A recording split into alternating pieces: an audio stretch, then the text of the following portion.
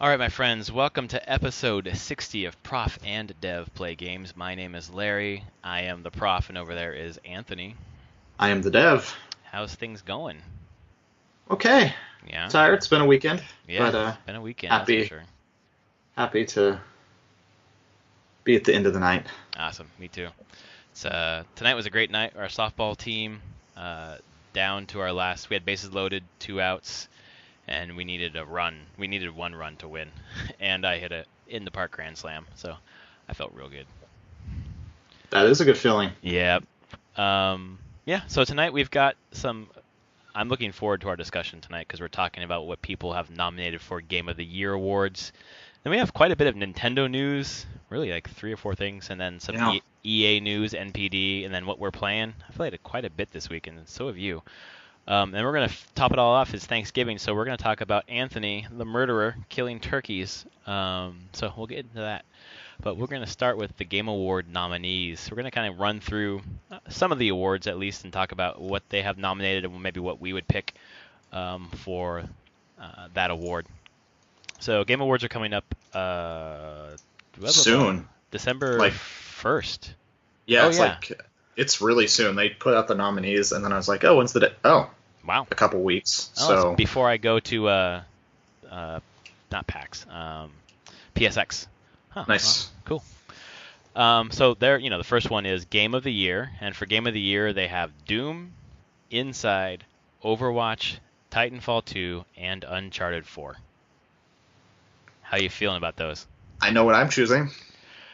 I'm pretty sure I know what I'm choosing too. Once I saw this list, I loaded up Doom on my PS4 to try it out, and I played the first level and was like, I'm gonna try a little more because a couple of my friends really swear by this game, so I'm gonna keep trying. But for me, 3 on this list are in my top 3 for the year. So yeah, but I think we were both probably picking the same one from this list, Uncharted 4. Yep. Yeah. That would be it.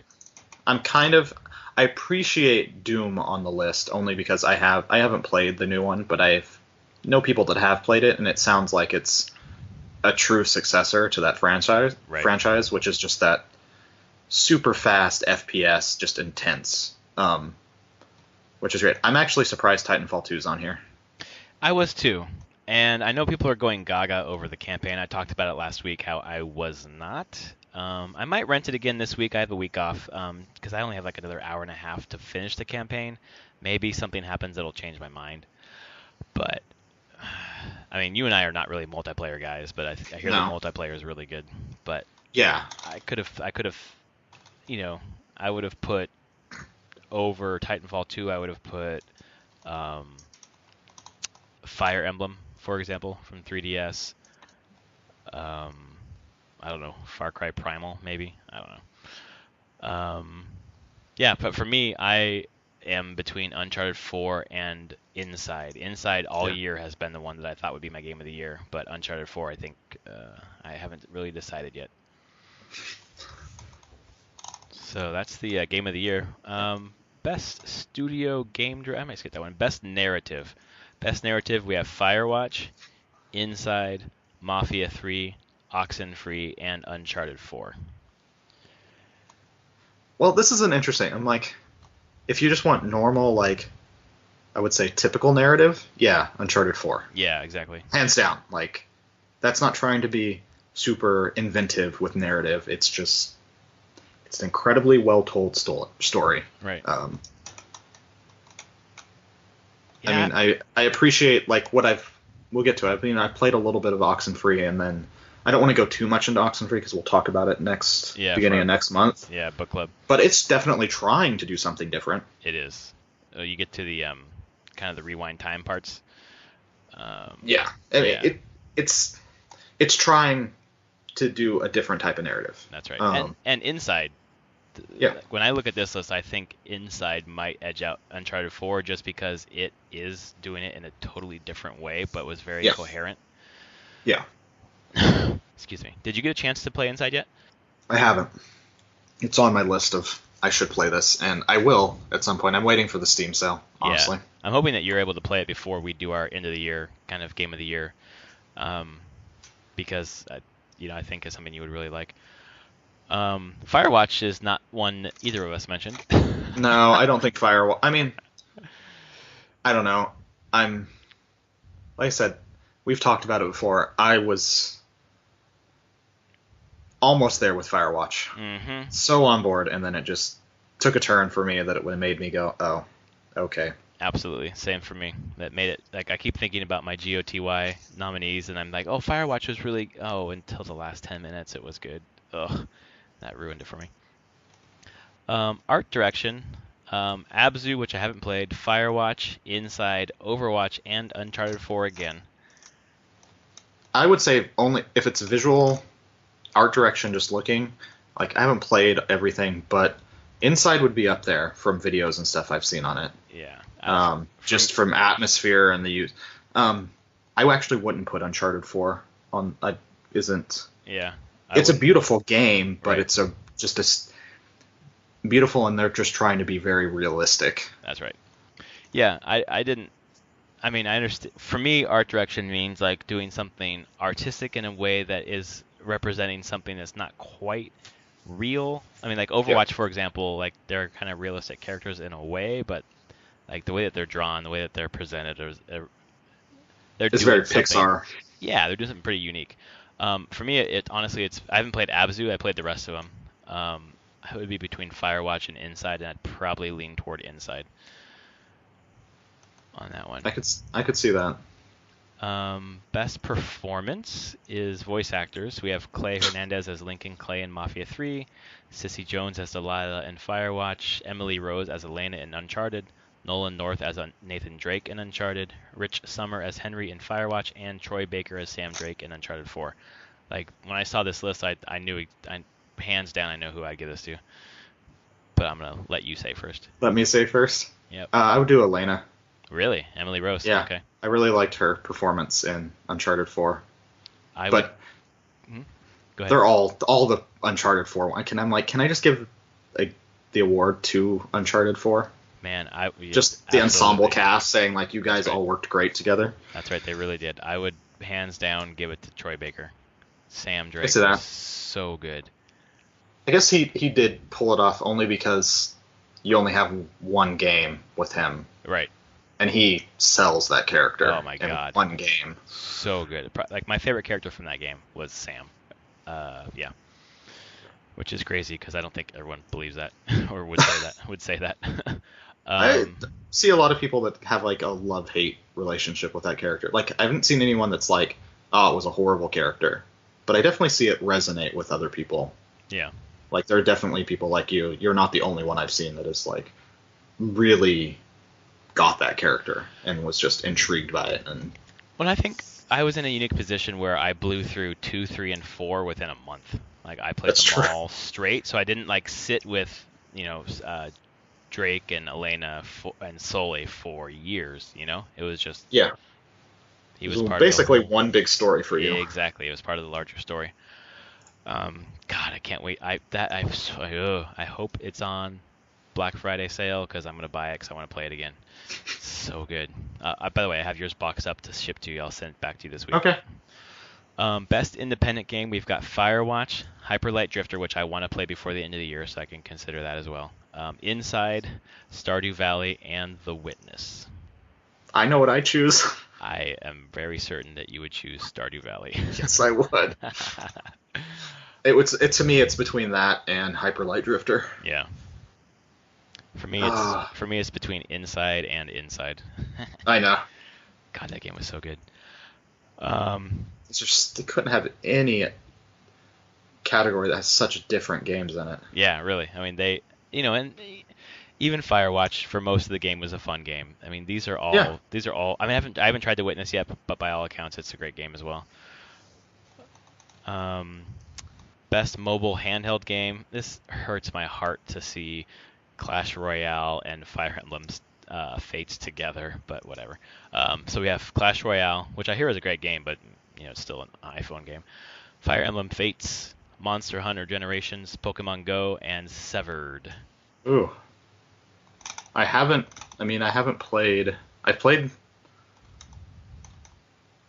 played most of these, actually. I've played. I want to play I haven't played Fire Emblem Fates. I haven't played the DS stuff. Although I want Monster Hunter. Yeah. I've heard really good things about Monster Hunter, and I have a good friend that really likes that series. And you really like Severed. Severed's really good. If it wasn't for Fire Emblem Fates, I would choose Severed. But I have not tried Pokemon Go, so. I don't think Pokemon Go. That's one where I'm like, all right, if these awards are for like industry innovation and everything, yeah, Pokemon Go. Yeah. Hands down. But this is for public and what people really enjoy, and that makes it a much harder choice. Yeah. I mean, I've played Clash Royale. Like, Clash Royale is actually a really good game. That's what I mean, heard. It's still a mobile, free-to-play card game, but it's intense. Like, matches are intense. It's really quick, fun. I was not expecting as much game there as when I did play it. I was like, oh, it's just going to be another mobile game. I'm like, oh, okay. There's a lot of tactics and strategy, but wrapped up in a game that you usually finish in a couple minutes. Right. Yeah, I've heard good things from podcasts that I've listened to. It just, same thing with Pokemon Go. I don't know, games on that platform I'm not really drawn to for some reason. But yeah, for me it's Fire Emblem Fates, and it's definitely going to be in my top 5 of the year. So this is a no-brainer for me. Best action game, kind of like some of these genres: Battlefield 1, Doom, Gears of War 4, Overwatch, and Titanfall 2. I played Battlefield 1, Doom, Overwatch, and Titanfall 2. I haven't played Gears of War 4 though. I think I would probably go with, from a narrative standpoint, Battlefield 1, but from a multiplayer standpoint, Overwatch. Yeah. I'm looking at, I haven't played a number of these. Yay for shrinking my gaming budget, or at least deciding I'm not going to play things day one. I think you probably made a good choice this year. Next year will be hard. Yeah, I definitely kind of feel... For my gut instinct, I appreciate Overwatch a ton. Mm-hmm. And that's what I'm more drawn to out of this list. Yeah. Because it's just such a... One, it's Blizzard. It shows Blizzard's polish. But they pulled off something with that game that's pretty amazing. It's a special game. And then, it's not simple, but it's simple. It's simple to play, but there's a lot of depth to it. That's right. And it's easy to present, and you're like, oh, that seems like it's... On its face, you're like, oh, okay, it's just a shooter. A team-based shooter. Okay. Right. With classes.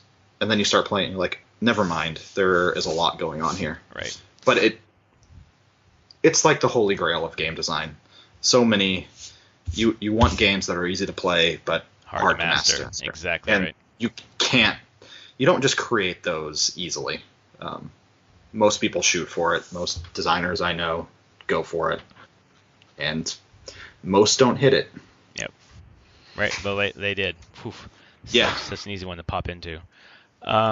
Best action adventure game, we have Dishonored 2, Hitman, Hyper Light Drifter, Ratchet and Clank, and Uncharted 4. Uncharted 4. Yeah, Uncharted 4 easy. Hitman maybe second. Hitman's really good. Ratchet and Clank was fun too though, but Uncharted 4 far and away. Best role-playing game, we've got Dark Souls 3, Deus Ex Mankind Divided, The Witcher 3 Wild Hunt, Blood and Wine, Warcraft Legion, and Xenoblade Chronicles X. So this is going to come up in the next thing that we talk. Is it cool to put up expansions in here? So I've been wrestling with this myself this year because about whether or not to put Witcher 3 Wild Hunt into like best game of the year, because it's technically an expansion, but it's bigger than some game. It was big. It was longer than Uncharted 4, for example. I don't know. But you can't play different. Blood and Wine without Witcher 3. Right, and you can't play Legion without the rest of it, right? Yeah. Oh, actually, no. You could just buy Legion and play. Oh, okay. Or something. Like, Blizzard changed how their expansions worked. Yeah. The last time on, like, how... Because they don't really want to sell all these different SKUs. So I know that they changed it so that, like, there may be only the latest expansion and then everything else. Right.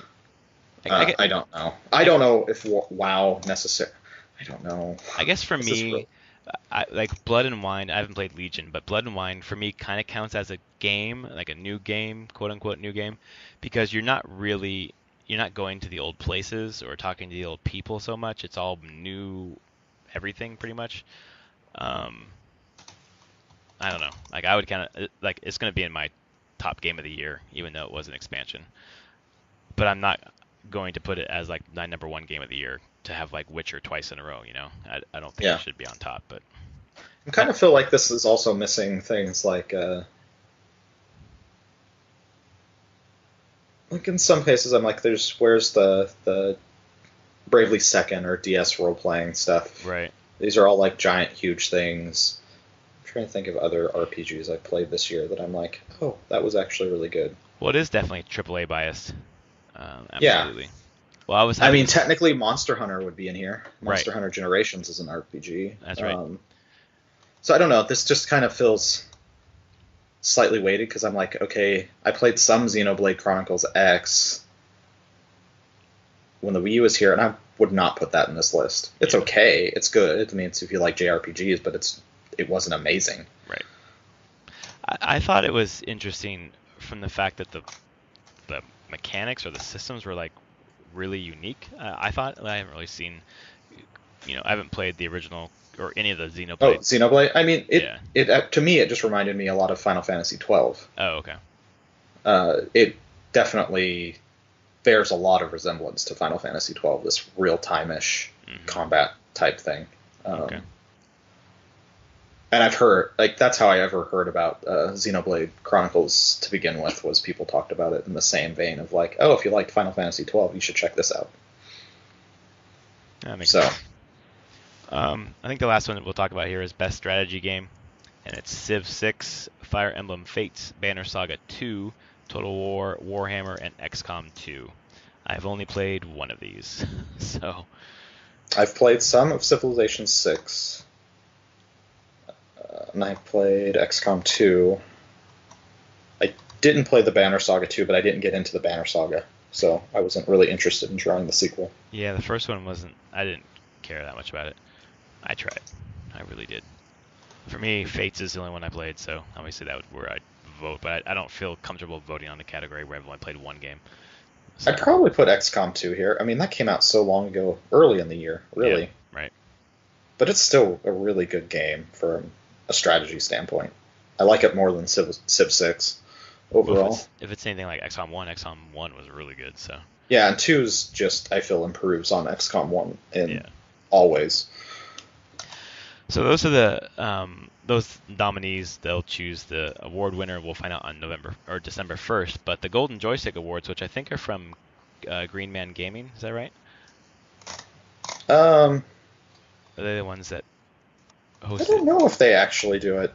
Okay. Well, they got the news article on their website, and Yeah. basically we have the winners. Best original game, Overwatch, beat out games like No Man's Sky, Quantum Break, Hyper Light Drifter, Fury, Firewatch, Abzu. Beat out a lot of indie games, to be honest. Storytelling, Witcher 3, Blood and 3. Wine, which is great. Best visual design, Witcher 3, Blood and Wine. Best, That one's a little bit. I mean, it's a pretty game. Is it the best visual design compared to some of these other ones? I'd put Uncharted 4 maybe above Witcher 3 on that score. Uncharted 2, but if you're talking visuals, I mean, is it Inside, potentially? Like, things are very different, but I feel like Hyper Light Drifter has an incredible visual design. It's so well tied together. Yeah. I don't know. It's a hard Haven't had choice. it. It's really hard. I'm glad we don't have to make these decisions. Best multiplayer, Overwatch. Best indie game, Firewatch. No. Beat out Stardew Valley. No. Beat out Inside. No. Get the fuck out. Sorry. Yeah, pretty much. Sorry. No. Sorry. No. Get the fuck out of here. I love this best gaming moment, play of the game in Overwatch, which is totally awesome because that's kind of permeated culture a little bit. Oh, it was a pretty incredible thing that Yeah. they did there. I finally got one and I was so excited. It is. It's an awesome experience. Yep. Most wanted game. Mass Andromeda. No, Mass Effect Yeah. Andromeda. I agree. Although I don't know, Legend of Zelda: Breath of the Wild seems to be pretty between those two. Yeah, For me, it's probably Breath of the Wild, followed by Andromeda, followed by Zero Dawn. I would agree there. Yeah. Those with Andromeda and Zelda kind of flip flopping. I can't. Depends on if we get Zelda with the launch or not, but we'll get into that Yeah. in the news. Game of the year for excuse me. Game of the year for them is Dark Souls 3. I haven't played it. Yeah. PlayStation Game of the Year, Uncharted 4. Okay. Yep. Nintendo Game of the Year, The Legend of Zelda Twilight Princess HD. I mean, there wasn't a lot to choose from, but Fire Emblem Fates, like, fuck you. Like, Fire Emblem Fates is a new game, and Twilight Princess HD is an HD remake. Get the fuck out of here. PC Game of the Year, Overwatch. Duh. Competitive Game of the Year, Overwatch. Yeah, that's the end of the golden joysticks. So a couple of those I think we probably wouldn't agree with. As you can tell by my profanity. So if you're still listening to us, we have a game for you, and it is Rebel Galaxy KN7HI TC08G238WT, and that is for Rebel Galaxy on Steam. So have fun, folks. So that's the end of the game awards and the Golden Joystick nominees or whatever, winners. Do you have any last thoughts on those? No, not really. It makes me realize that this wasn't the most amazing year for games. Not really. There's so many things got pushed out of 2016 that it really did. This wasn't a super strong year. I mean, I think Uncharted 4 would have stood out anyways, but I don't know. A lot of the games around it, I think people are kind of hyping up some of the games, like the campaign from TF2 or Titanfall 2 or things like that, because there hasn't been a lot of other things. If Inside, I mean, Inside was great, but if Inside could like hold on in my mind to be like the game of the year or close to it, there hasn't been a lot of things this year. Yeah. So we got some news. A couple of pieces of Nintendo news to start off with. First one is about Zelda Breath of the Wild, and this is from Eurogamer. And there's a rumor that it will not be available when the console launches in March. And that's according to a news report which details the game's current state of development and which tallies with information provided to Eurogamer by sources close to Nintendo. This is from Emily Rogers, basically. That there's 4 to 6 months of testing still to go with the game before it launches, which would seem like it would still put it in the March window, but maybe not. What do you think? Yeah, I won't be buying a Switch until this comes out. Which I swear to God, Nintendo has to know that, right? Like, people aren't going to buy the Switch until this game's out, so you don't put it out, we're not going to buy it. But 4 to 6 months, I mean, puts it March, April, or May. Yeah, exactly. So if it's part of the it's launch still considered window, launch window right, at that point. So they could definitely be like, okay, this will be at least dated by the time the Switch is going to release, like long before. Like, you will have a Zelda date, so people will know if they get the Switch, this is going to come soon, X number of weeks later. Right. Well, I'm hoping that they date it in January when they do that press conference, because we would be 3 or 4 months out from it. But as long as they have a launch window that's pretty good, like the Mario game, a Zelda game, I mean, a Metroid game would be great, but I know that doesn't sell great. And really, with this type of big open world game, yeah, I feel like there's probably going to be a lot of testing for them. Yeah, absolutely. This is something new for them. Yeah, and you see how buggy Bethesda games are. Holy shit, yeah. I mean, that's just a thing of, you let people do anything they want. Right. Better test for all things. Right. And it's almost impossible to do. Yeah. So I'd rather than wait and get it right.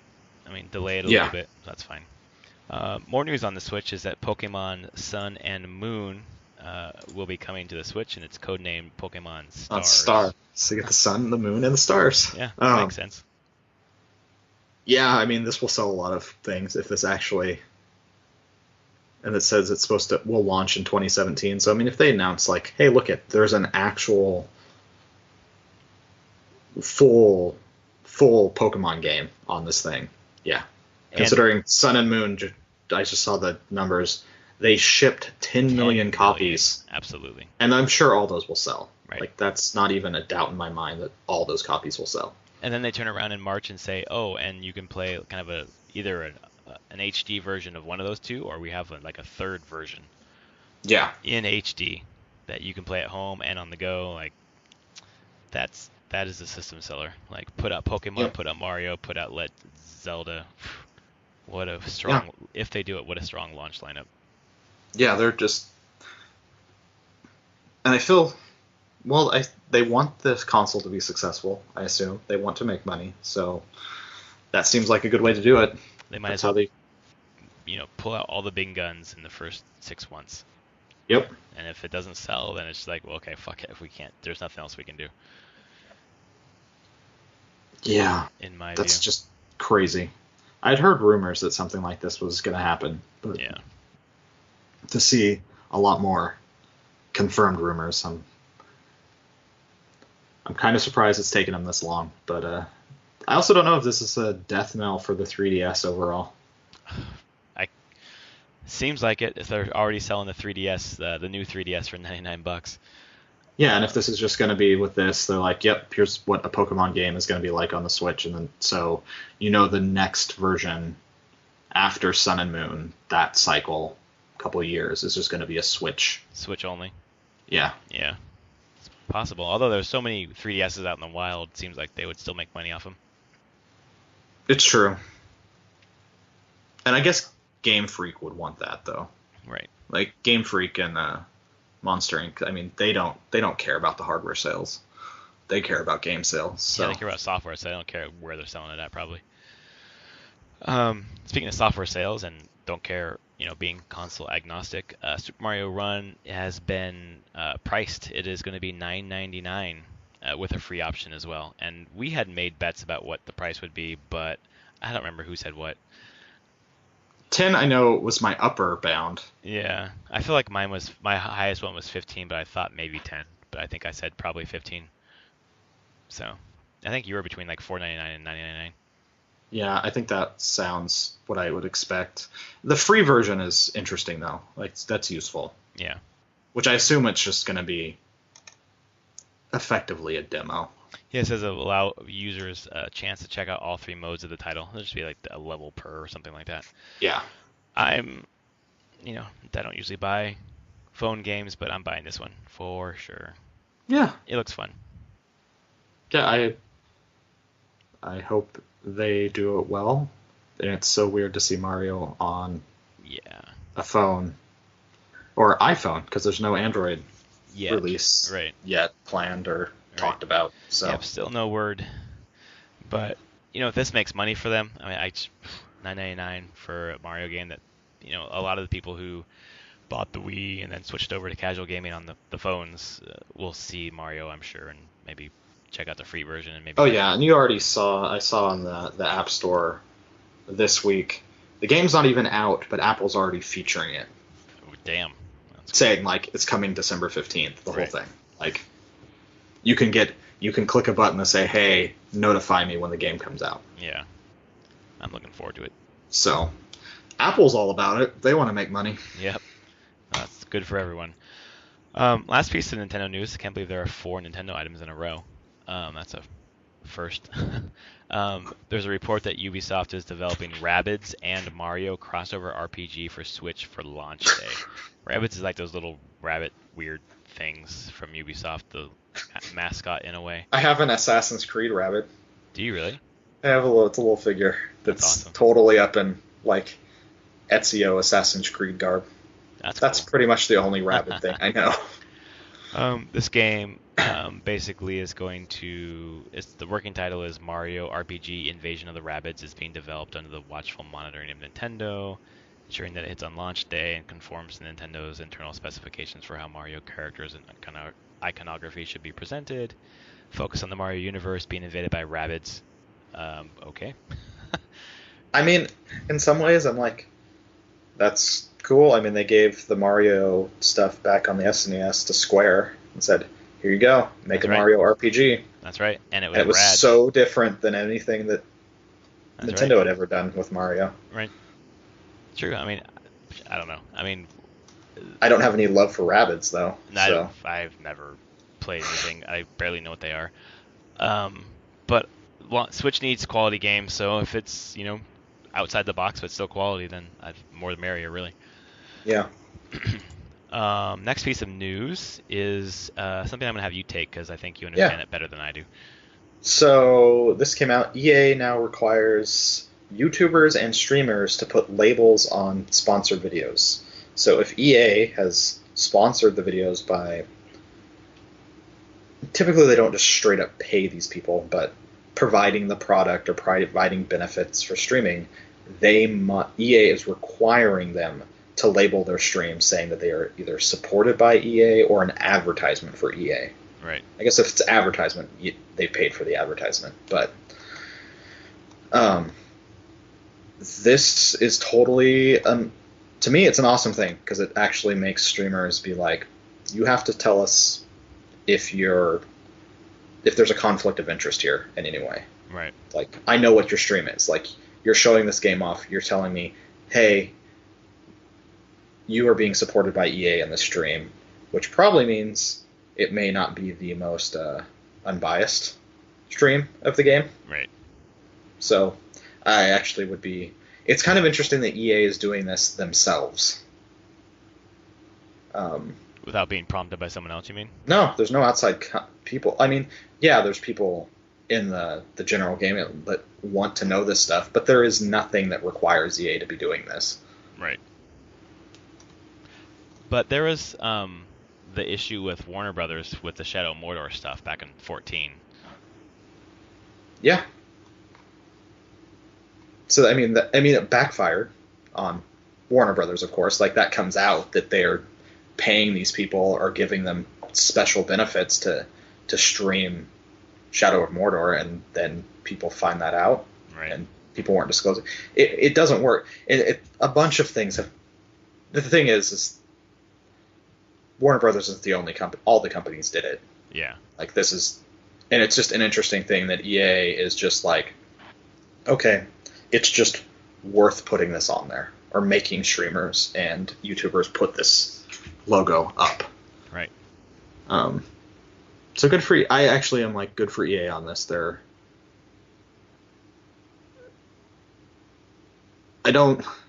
have a lot of conflicting feelings for EA, of course. But yeah. One thing is, they're not the heartless, soulless corporation completely. Mm-hmm. Like, there's a lot of good people in there, and they do generally have an idea of trying to do the best that they can. Well, I think also trying to make money for their shareholders, and yeah, of course, like, there's a lot of balancing to do, and this is when I'm like, okay, someone internally was able to get this through to say this is good for our players if they know that this is happening. Right. Yeah, and I think in any large entity, even though the entity might be perceived as bad or evil or whatever, like, there are people working for it that aren't. They're trying to do good things. It's just, once you get a critical mass, I don't know. It's hard to move that huge. How would this affect you if you see streams that are labeled like this? How would it affect me? Yeah, how do you feel about it whenever you're like, I want to see this next EA game, like, let's say it's someone going to be streaming Andromeda, and it's like, oh, they're supported by EA. To me, I get much more worked up about this fake news stuff that's going around Facebook and like things that actually really impact our society. This doesn't. I don't really care that someone got a promotional copy of a game and was told to like stream it.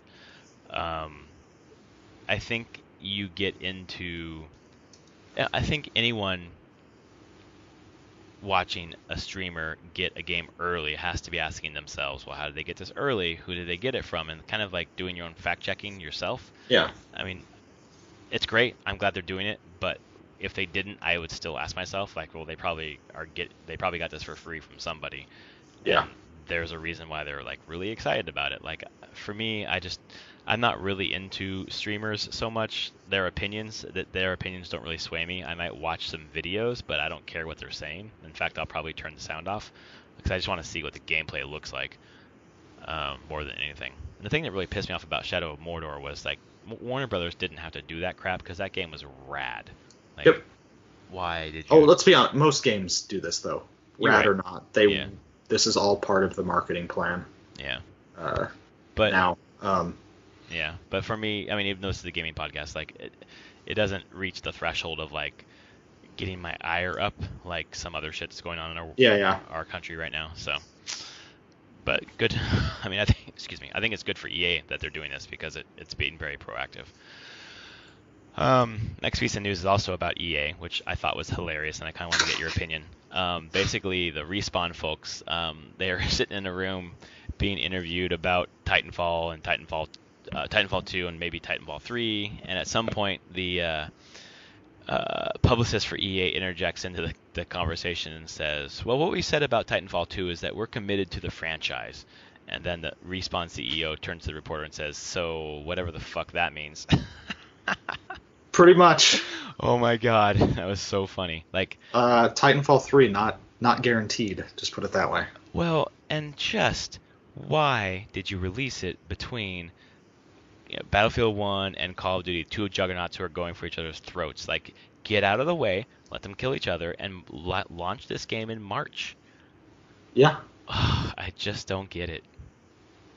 By all accounts, it's a good game. I didn't care for it that much, but people like it. Yeah, and definitely sounds like the multiplayer is much better than the first one. It just has much more depth than the first game had. Because I played the first one, and it was a very shallow multiplayer. Yeah. You're like, oh, okay. I've played a few matches. That's okay. That's going to be it. All right. Yeah, this one sounds like they have just a ton of more options and depth to keep you playing. A lot like Battlefield and Call of Duty. Right. Yeah, just, I can't believe you said that right in the same meeting, though. That's... Oh, I would have loved to see the face on that, the EA publicist going, uh-oh.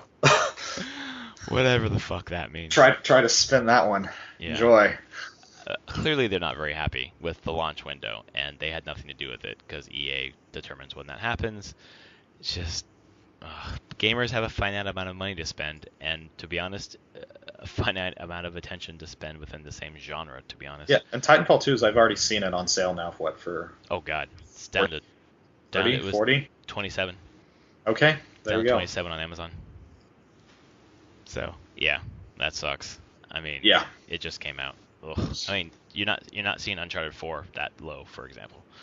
You won't see Uncharted. None of the Uncharted's dropped price until I think Sony put them out on their greatest hits. That's right. Line. They're like, nope. Sony's the publisher. Like, no, these stay at full price. Enjoy. I bought those 3. Wow, I got them for super discounted because they were part of a bundle. And before I realized that those key resellers were shady, so I got them probably for $20 for all 3. Wow. Yeah. I was hoping for Uncharted 4 this, like I said, for the Black Friday, but I'm not holding my breath, to be honest. I'm not seeing it anywhere. Yeah, you might see a general just discount, you could buy a game and it's going to be a little bit off. But, yeah, right. But I haven't seen anything showing it discounted at all, which isn't shocking. It's bundled though with the Slim. Yes, there's the Black Friday, there's the $250 Black Friday Slim bundle that includes Uncharted 4. Right. Which is a pretty good deal. Yeah, it is. So if you don't have a PS4, that'd be a good one to pick up. Yeah, if you didn't have a PS4 and you didn't have Uncharted 4, obviously, because you didn't have a PS4, man, that's a good deal. Because you're getting the Slim for $190 because that game's still $60. So yeah, pretty rad. Speaking of pretty rad, NeoGAF posted the NPD sales figures. Again, Xbox One is the number 1 console for the 4th month in a row, which is crazy. It is. It's catching up in some way. In the U.S. Yes, exactly. So software, Battlefield 1 is first. Mafia 3 was second. Sure. Okay. I really hadn't heard anything about that game. All I've heard is not great stuff about the game. The story is really good, but the gameplay is just awful. Gears of War 4 is third, but that does not include digital sales, so it might have been higher. FIFA 17, NBA 2K17, Elder Scrolls 5, Skyrim, again without digital sales, and then WWE 2K17, Civ 6, Titanfall 2, and Madden 17. Kind of a boring list, lots of sport games, and just the standard shooters, but Didn't Call of Duty come out in this time No, period? it's not out. Oh, it was November. It's November. Yeah. Okay, got it. So no. The other question I had was, which one of these? Oh, Civ 6. I thought that was PC only. It is PC only. Oh, but they're counting digital. That's right. Yes, because 2K Firaxis give that data. Right, exactly. So, yeah. Well, how many of these are 2K games? NBA, WWE, Civ 6. Yeah. Yeah. Oh, and Mafia 3. That's true. I mean, that's probably a nice way of going, look at, here's digital sales numbers. Yeah. Which I believe I was seeing somewhere in here that was talking that having the digital stuff shows that digital sales are inching up now. The 30% number Mr. Jorgensen, EA's CFO, put out there is still a good baseline, but you're seeing titles come in and even stronger digitally than like 30% of their overall sales being digital. Mm-hmm. So I'm sure some games over 50% digital. Right. So for the companies that are actually giving that information, yeah, it's probably you're getting a better picture of how much that game's actually selling, like Mafia 3. Right. Civ 6, yeah, it's PC only, which there you go, PC only game, making it onto the list. Yeah, that's awesome. And a super huge strategy game that is incredibly niche and very awesome, but man, that is not a game for most people. Well, and that came above Titanfall 2, which is sad. That was a surprise for me. And Titanfall 2 is it just Xbox One and PC or PS4? I guess Titanfall 2 only had like a couple days on the charts though. Oh, that's a good point. But although, I mean, a majority of those sales will happen day one, so right, we'll see. I mean, none of the sales are added in there or anything, so right. Yeah, I don't know. Skyrim bouncing back on there. I mean, for such an money for Bethesda, game, that's crazy, and that's not even digital. That's just digital. That's just physical. I'm sure Bethesda's like, you want to know why they're remasters? This is why there's remasters. Because people buy them. They've already made a ton of money on this game. Now they've made even more money on this game. Right. Just for updating the textures and whatever else. Yep. Crazy. I think that was our last news item, right? Yeah. All right. So we're going to slip right into what we're playing this week. And you might as well just jump into what you're playing because we were just talking about Skyrim. I'm just playing. So I played some more Skyrim. I haven't played a ton. I tied up a couple loose ends on some quests, doing some side stuff that had piled up. And now I am back to the point where I'm like, in the story where I'm like, okay, the next major story thing I want to do. I don't know if I really want to do it. Oh, shit. It's the same point, exact same point that always I'm just like, that seems like a lot of work. Huh. That's where you put it down last time, too, huh? It is. Wow. We'll see. But I do have other things that I'm playing, so I don't know when I'll get back to Skyrim in some ways. Yeah. Well, but critical flaw in the narrative there, like if you put it down the same spot twice. It kind of, I don't know. I mean, the narrative isn't strong anyway. Yeah. So, but you just get to a point where like, okay, I probably should continue the narrative because we'll open up other things, but I kind of done a lot of things that I want to do, and I haven't had to do the narrative to do that. So, right. Like I have the armor that I really, really wanted to try to get, the Nightingale armor, which is this awesome thieves armor, and it has its own this bow and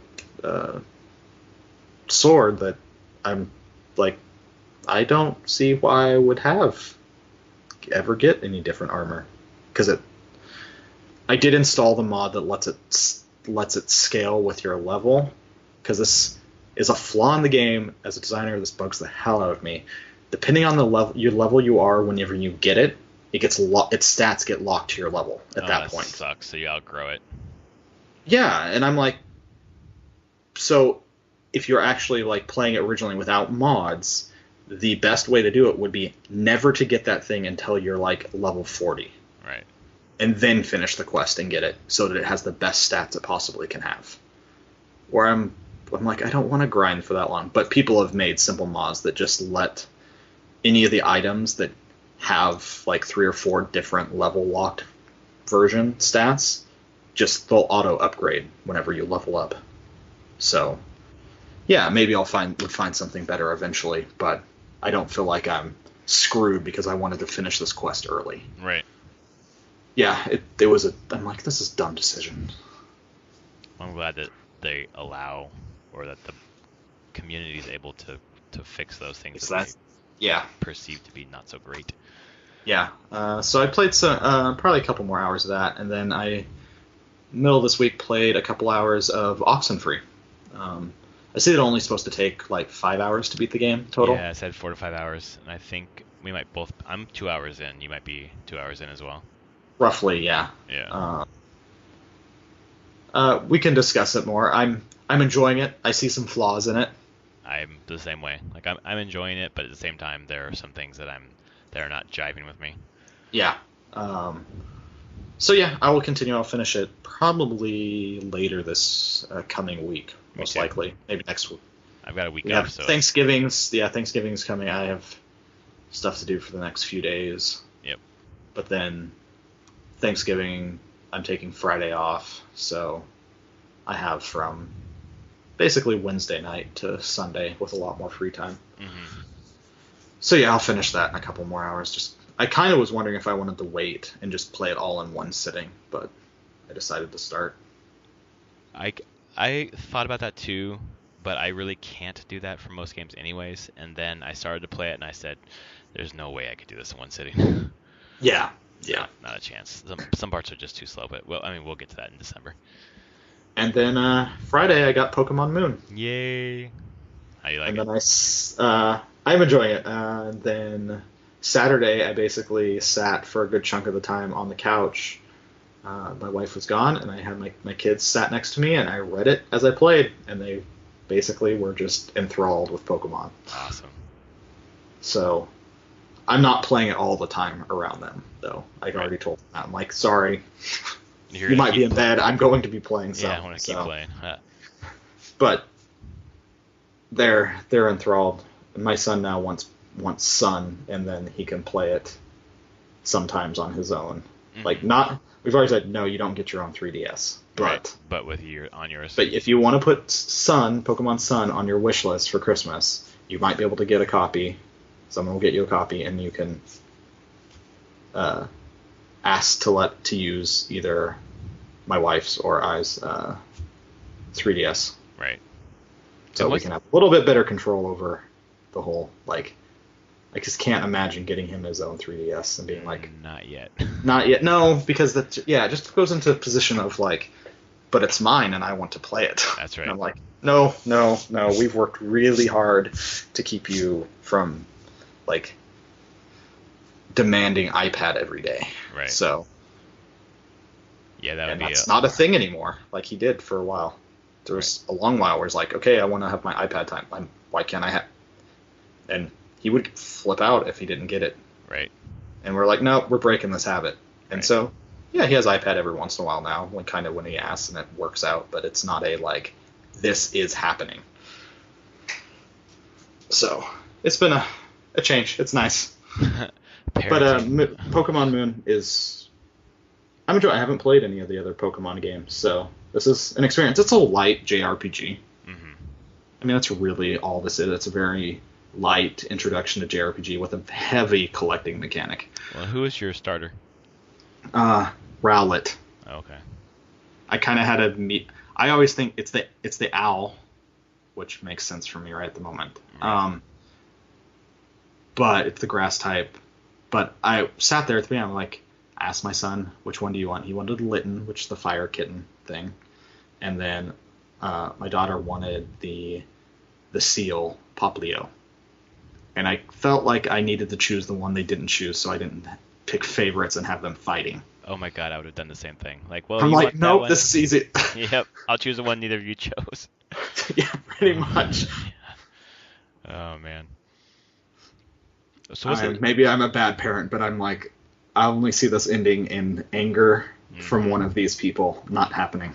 Well, as soon as you ask the question, you're like, okay, please pick the same one, and they don't. You're like, oh fuck, like, Yeah, pretty much. how do I get out of this? I found my out. It Right. happened. So I played that for about 6 hours total Oh, cool. since Friday, and I'm enjoying it. Like I said, it's light story, but it has some interesting thematic elements to it, even that are, I would say, kids probably goes over their heads. But whenever you play the games as an adult, you see that there's a lot of emphasis on like peace, like to nature, Hmm. and like with Pokemon being not basically in the world as now I'm like, oh, all creatures in the world are Pokemon. So like one of my Pokemon is a Wingull. It's like a seagull, Hmm. but they don't have animals in the world. They have Pokemon. So that's just what the world's populated with. And there's a lot of talk about like people that want to steal other people's Pokemon or be mean to them, and people that want to be like, no, we're supposed to live in harmony with them, and life is better whenever they're helping us and we're helping them. And there's very big thematic elements to that, Oh, that's cool. like way more than I was expecting. And So like a moral. there's a lot of moral stuff in there, and nature themed about protecting nature and trying to generally be a good person. Right. So I mean, it's interesting. It was a little bit. I was a little taken back by that because I wasn't expecting them trying to have some form of message there beyond like, we're just making a game for kids that's fun. It's like, And did you get the cart from Amazon, or did you download from the eShop? from Amazon. Oh, cool. I wanted the discount, Yeah, take advantage of the discount for sure. and I still like having physical copies. Yeah. Especially with Nintendo, with their account system. Who the hell knows where that's Yeah. going to Yeah. go. So this week I played Oxenfree as well. Played about the same amount of hours that you did. And we'll talk about that in December. But, plodding along. I'll be done this week, I think. I also played some Mass Effect 3, and I realized that if I play the next mainline story mission, once I finish that, I will be locked in to finish the rest of the game. What mission is that? I don't remember the name of it, but it's priority something or other. Let's see here. Let me pull it up real fast. Yeah. What is it you have to go do? I don't know because I haven't started it yet. Okay. I went and looked at the walkthrough on IGN, and I saw that the name of it was the next one. Oh, it's Cerberus headquarters. Yep. Yeah, it pretty much starts the end of the game. Exactly. So all side missions close after starting Cerberus headquarters, so I didn't start it yet. And I don't remember what my effective military strength is. But I know the higher the better, of course. Yeah. And I need to check what it is. But so would you recommend that I do a lot of the side missions? I mean, I should do them anyways because they're fun. But to push that number up as much as possible. It doesn't have to be as much as possible. I mean, you could read in a FAQ walkthrough. There's a threshold that you should reach if you want the chance for the best endings. Right. It's not a chance. Like, it gives you the option to have the best endings. So, it might be worthwhile.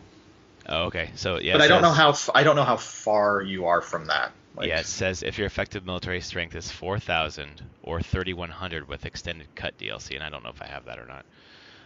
You'll get the Master and Commander Achievement trophy when you start the mission, and you'll be eligible for the best ending. So I might as well just save it and then go in there, and if I don't get that trophy, then like, okay, I need to go back. Yeah, that'd probably be a good plan. Yeah. I mean, I've already killed 2 of my people anyway, so fuck. Damn it. Fucking. More people can die. Sure. Why did Trump have to get elected and then I killed Tully and freaking Legion? I'm sure that's not the worst thing to happen.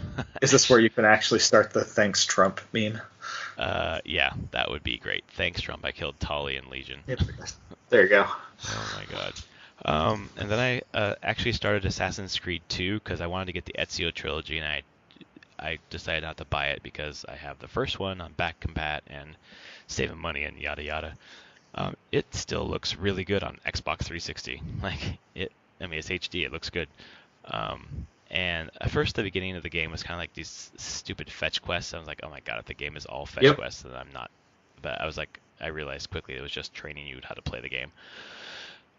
Yeah, it was teaching you this is how you free run. This is how you right. navigate the city. Because if you can't do this game's going to be terrible for you. Yeah, you're screwed. And I really like that very quickly you got out of Firenze or Florence and got Yep. back. I don't know where the heck I was. What the name of it was, but It was a small town, right? Yeah, with the uncle, right? Yeah. Mario. And Yeah. oh my god, the scene where he shows up and he's like, "You don't recognize me, Ezio?" And he's like, "Do I know you?" And he's like, "It's me, Mario." Oh yeah. Like, oh my god, you guys. But the story is there, it's engaging, and just the scenery going back and forth, and it's not all just the same thing over and over again. I don't know if I can do 19 hours of it, but I'm gonna keep trying. We'll see how it goes. But I definitely I'm liking it so far. Probably like a 7 out of 10 or so. Yeah. Are you back in Florence yet? I'm just about to go back. Okay. That's when the game starts opening up more. You're just like, okay, there's Florence and what does it do? Florence and Venice? Venice is insane. Venice is cool. I like how it's not just, like Syndicate was London. I like how this is like Italy and not just Florence. Yeah, I mean, they've kind of went smaller there for a little bit, because Brotherhood is only Rome. Okay. And you're like, oh, it's only Rome. Rome is enormous. Right. Like, that was the first one they just focused on one city, but Rome was kind of an important city. And I still think Brotherhood is the best overall. I really enjoyed that. And Revelations went to Constantinople. And did it go to other places? I can't even remember. But either way, it's good, yeah, AC2 it was quite a huge step above the first AC. Right. They learned a lot of lessons. They had the engine at that point. Yeah. They had their tech, and they're like, okay, let's build a game. Let's actually take time to build a really compelling game on top of this engine, as opposed to the tech demo that is the first Assassin's Creed. Well, it's good, and I got to the point where I'm going back to Firenze, so I stopped and switched over to a different game because I wanted to try this other game out, which I'll talk about in a second. But if I go back to Firenze and it's like grabs me, then that'll probably be the one that I play for a while right now. How much? I haven't played Syndicate or any. So you played and beat Syndicate, right? Oh yeah. You haven't beat any other ones? No. Okay. I'm curious about what do you understand in Syndicate? Does it go into the precursor and barely all that stuff? Barely. Okay. I mean, like the character in Assassin's Creed 2, like the guy with the glasses when you're Desmond. Yeah. He's in Syndicate, as far as I recall. And a couple of people are right at the beginning, but I had no idea what that was all about, and I still don't. Okay. Yeah. There's some side stuff that when I originally played AC2, I had no spoilers, nothing, and there was these weird glitches in the cities that you'll find. You can find them on the side of buildings, and if you look at them, you start unlocking little bits. Little videos, right? Little videos, like, really quick. And once those all came together, the game just blew my mind. Like, really? I actually finally understood why they had the religious warning at the beginning of the game. Oh, okay. Because it looks like Adam and Eve, isn't it? Crap, yeah, it is. Yeah, that's what I thought. It is totally a crazy take on... There's a reason that's there. It's like, this is born out of Christian a lot of different religions, and warping into a sci-fi story in a weird way. Well, I should. I've gotten like 3 or 4 of those things. I should probably pay more attention to them then. Once you get them all, then you can watch the video in full, right. Like all clean. You actually understand what's going on, and it's like, oh, I see. This is far deeper than I was expecting these games to ever go. Right. That's cool. Well, I'll definitely keep an eye on that.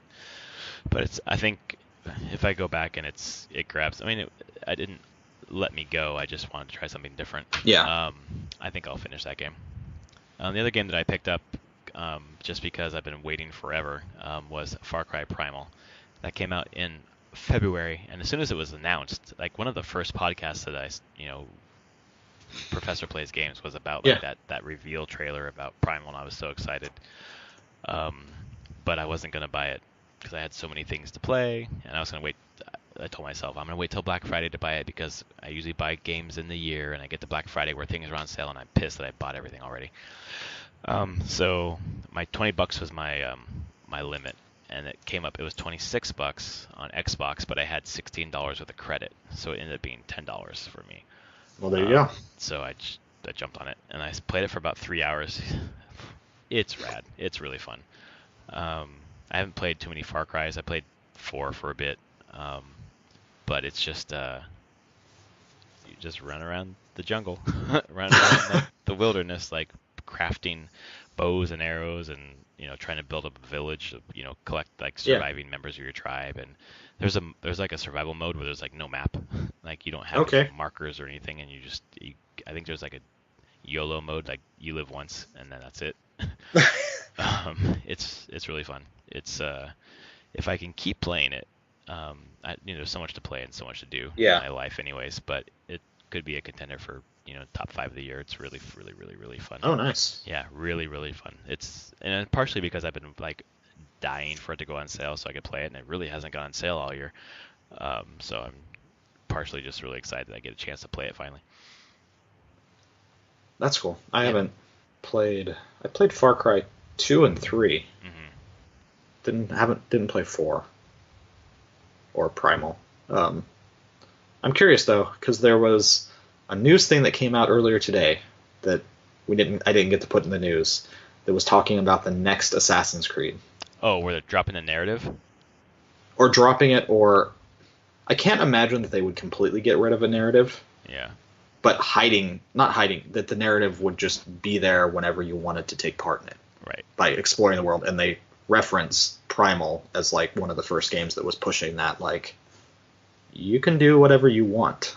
Well, and that's what I've kind of tripped into with this game, where there is a narrative, and I was asking myself this question, because I'm drawn to narrative games, like, what is the narrative here? And there is a narrative where you're out there trying to like put your tribe back together, basically, and that's kind of it. It's kind of it. And then other than that, you can just kind of get lost and do whatever you want, almost like a Fallout sort of way. So if Assassin's Creed was something like that, I would be down for that, because when I first heard the news, I was kind of disappointed, because I kind of liked the story within the historical setting, not the precursor whatever shit. Yeah. But like the Syndicate story with the main bad guy was pretty fun. So I don't know, but Far Cry is definitely worth the wait, I guess,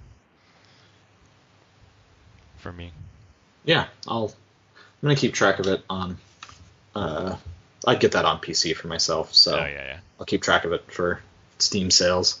Yeah, no, I'll let you know next week. I'm gonna play it some more this week, so I'll let you know kind of what I think as I move forward.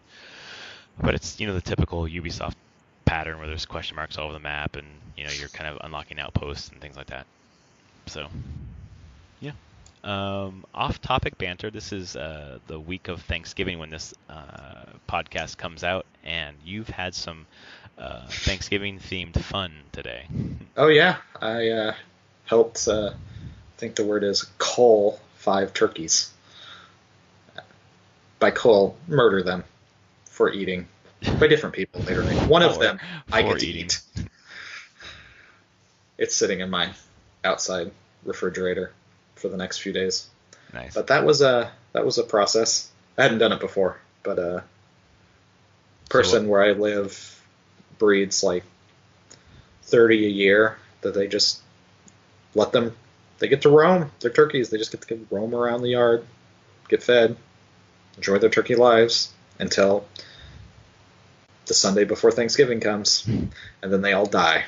Obama's not there to pardon any of them. They just all die. Nope, no pardons. Oh, no pardons. They're all going to die.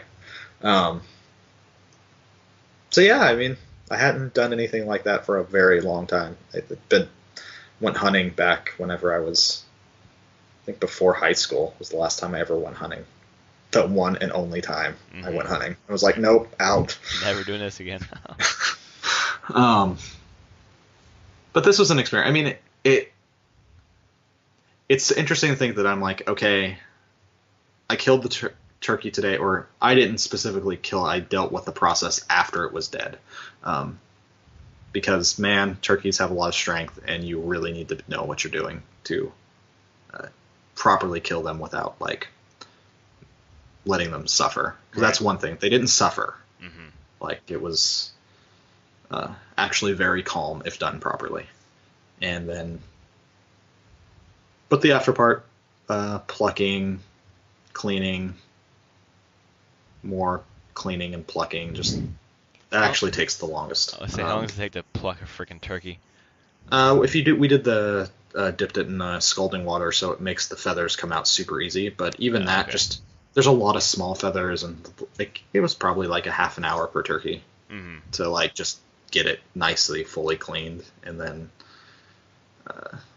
I mean get the inside. So I mean we have the heart and the liver and the gizzard and the neck, all that stuff that you use for. I think my wife will use it for making turkey soup, turkey stock later in the week. So yeah, I mean, but one thing I'm very connected to where that food came from now. Right. So I know exactly where my turkey came from. I don't know. There's something that's to us and my wife and I like. It's really easy to get distance from the food that you eat. Right, especially the food that was an animal that died. Like you just see this like piece of meat in plastic at the store and think, oh, it's just meat. Yes, and I will tell you, there's a point whenever you're doing this that your mind, especially as you start plucking it, where it becomes meat. Yeah. Like you're just like, oh yeah, it's just like a turkey I see in a store. Right. Okay, your mind switches and being like, okay, this is food now. But I don't know. It's an experience, and if I would, it's one of the things where I'm like, I would recommend people every once in a while take a step back on the food that they eat and what they're eating to reconnect with. Yeah, we buy the stuff in the grocery store, but it comes from somewhere, and it's processed somehow. Right. And in some places, it's pumped full of things that you don't want to have in your body. Exactly, and it's like, I mean, it's not the cheapest thing to eat to do things this way, but there's definitely a thing like I know that turkey lived a happy life, as happy as a turkey can be. Like it got to free roam around as much space as it wanted, got fed good food. So I don't have as much. I'm like, it's cool. Thank you. I'm going to eat you now, but hope you enjoyed your time. Right.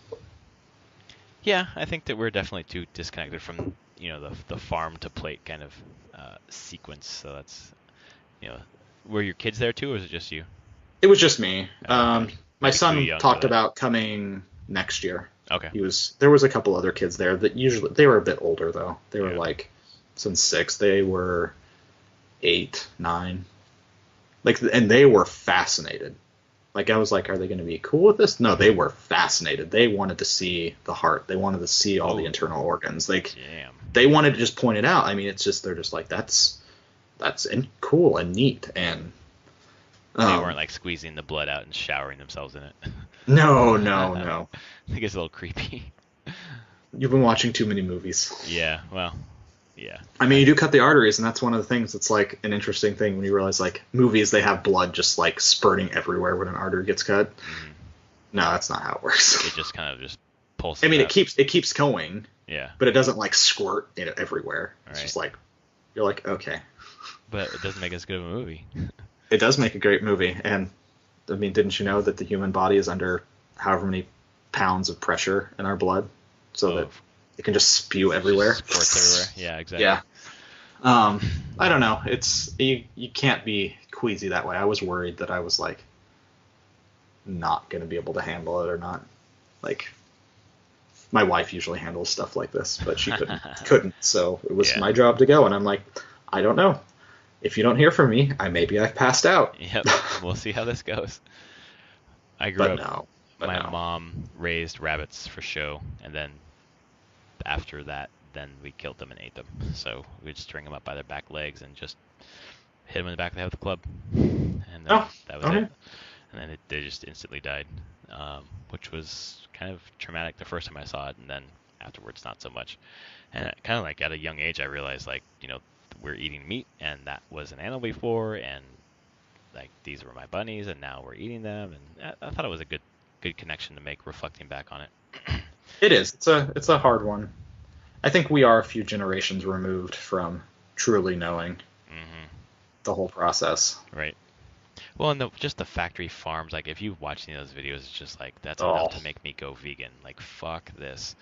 Yeah, and that's the thing. Like, my wife and I have talked. We're not interested in going vegan, but we will put our money where that's right. our mouth is, and we will pay more money for good food, right. Food that we know where it's coming from, and from sourcing that we know treat their animals well. And I know that consumers doing that means that it kind of shifts how people raise the animals, because there's more money in the organic or money in like free range or treat the animals kindly. There are less factories out there, but because there's just fast food everywhere and all that kind of stuff, it's I don't know how much of a dent can you make, but it just makes you feel good, I guess. But I don't know. I don't think we'll be shifting the market of anything. That's right. And it's not even like done as a statement that things are going to change. It's mostly done for our own mindset of like, you know what? This is something that we want to be better about. Yeah. We feel better about. Because, we talk, we're like, well, neither one of us is really interested in being vegetarian. Like, I have no issue eating meat or having anything. And I'm like, but if I'm going to do it, I want to at least do it on my terms. Right. And just being honest with yourself about where that food's coming from. And yep. Yeah, that's good. I'm glad that you have that experience. For me, for Thanksgiving, we're having honey baked ham. No, we're not. Honey baked turkey. So it's probably not very well taken care of. It depends. I don't know. I've had one before.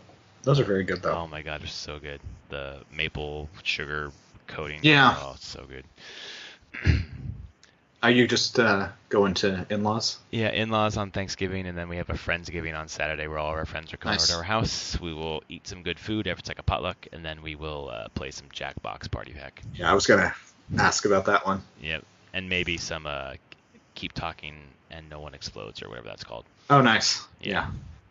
I have a friend who's like dying to play that with people. I'm not sure how much of a party game that is, but we'll see. Are they? That's VR, isn't it? It can be VR, but it can be VR. Okay. I have it on Steam. It's VR and non-VR, as far as I understand it. So, because I do not have a VR headset. But you have this whole week off, so I do. Yeah, lots of grading, lots of essays to read. So it's not off, but I'm not teaching. So yeah, you get to be at home. Yep, get to be at home. My wife and I hung out all day today. Like, we don't see each other a lot during the week, so it's just like, this is going to be a great week. Is she off too? Yeah, she's off too. Oh, nice. So we'll get to hang out all week, which is unusual and quite welcome. And then when I go back after this week, I have 3 weeks left, and then I'll have a 6-week break. No grading, no teaching, just coordinating. Can I have a 6-week break? I want a 6-week break. I don't know if they'll let you come back, but yeah, you can try. Yeah, probably not. Yeah, my wife has a 2-week break, so she. 6 weeks, man. Yeah, it's pretty rad. Obviously there's other things to do in the meantime, but there's just no teaching, no grading, but everything else is still there to do. Well, I want to wish your family happy Thanksgiving, and all the listeners a happy Thanksgiving wherever you are. And if you're not in the U.S., happy, thankful for stuff in your life day anyways. And for the love of God, don't go to Black Friday and run each other over. Like, it's just stuff. No, just order stuff online. Yeah, that's true. You can get just as good a deals online. There's no reason to pile into stores. God, I hate that. Right, I agree. All right, my friends, thanks for listening, and we will be back with you next week. If you want to catch us on Twitter, I'm at nope, that's you. I'm at Prof Plays Games, and he's at SummerSpeak. Yep. Have a good night, everyone. All right, folks. See you later.